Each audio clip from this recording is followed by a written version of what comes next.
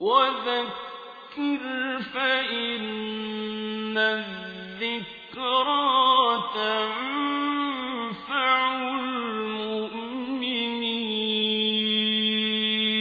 بسم الله الرحمن الرحيم.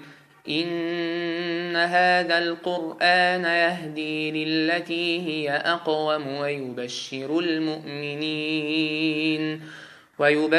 المؤمنين الذين يعملون الصالحات أن لهم أجرا كبيرا وأن الذين لا يؤمنون بالآخرة أعتدنا لهم عذابا أليما.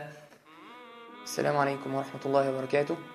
بسم الله والحمد لله والصلاة والسلام على رسول الله سيدنا محمد. اللهم صل وسلم وبارك عليه وعلى آله وصحبه وسلم تسليما كثيرا.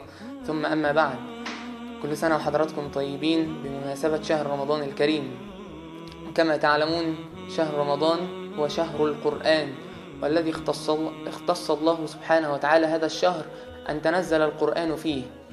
وكان حال النبي صلى الله عليه وسلم في هذا الشهر مع القرآن حالا مختلفا، وكذلك كان حال الصحابة وحال التابعين. ولا بد لنا أن يكون لنا حال مع القرآن في هذا الشهر الكريم، حال من الحفظ والقراءة والمراجعة والتدبر والعمل.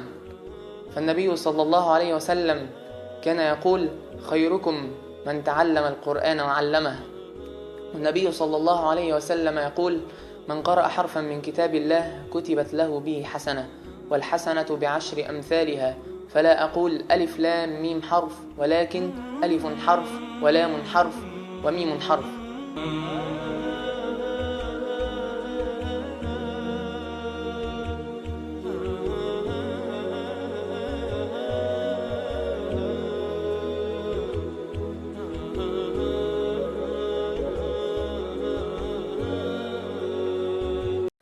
القرآن نعمة حولها كثير من النعم. هل استشعرت أن اللغة العربية نعمة؟ كثير من الأعاجم لا يستطيعون قراءة القرآن، وهم يتتعتعون فيه ويجدون فيه مشقة، وهي التي قصدها النبي صلى الله عليه وسلم في الحديث عن النبي صلى الله عليه وسلم أنه قال: ومن قرأ القرآن ويتتعتع فيه وهو عليه شاق فله أجران. التعتعة أنهم لا يستطيعون إخراج الحروف من مخارجها. اللغة العربية نعمة، هل حمدت الله عليها؟ ستسأل عنها.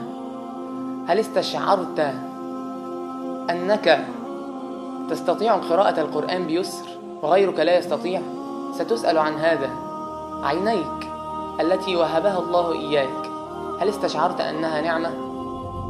كنت أشاهد منذ أيام مقطعا لأحد الأطفال وهو يحفظ القرآن الكريم، وكان أعمى فقد بصره، ولكن نور الله بصيرته. كان يسأله أحد المشايخ فيقول له: أعلم أنك تلعب كثيرا. كان يمازحه وهو لا يرى فلا يستطيع اللعب كما الأطفال.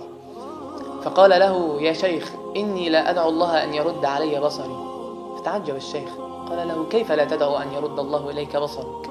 فقال: حين أقف بين يدي ربي ويسألني عن القرآن فأكون قد وجدت عذرا، فأقول: يا رب، أنت أخذت بصري، وهذا قد يكون عذرا بين يديك.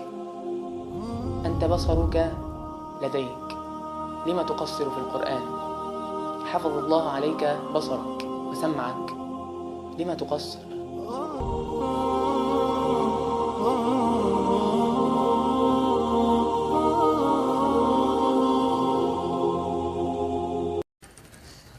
أيها الأحباب، نريد أن يكون لنا حالا مختلفا مع القرآن من التدبر والعمل.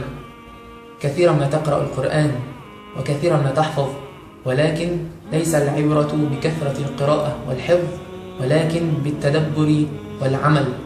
تدبروا آيات الله واستشعروا المعاني وعيشوها. وافعلوها، كونوا قرآنا يمشي على الأرض كما كان النبي صلى الله عليه وسلم حينما سئلت السيدة عائشة عن خلق النبي صلى الله عليه وسلم فقالت كان خلقه القرآن وكان قرآنا يمشي على الأرض. جزاكم الله خيرا. السلام عليكم ورحمة الله.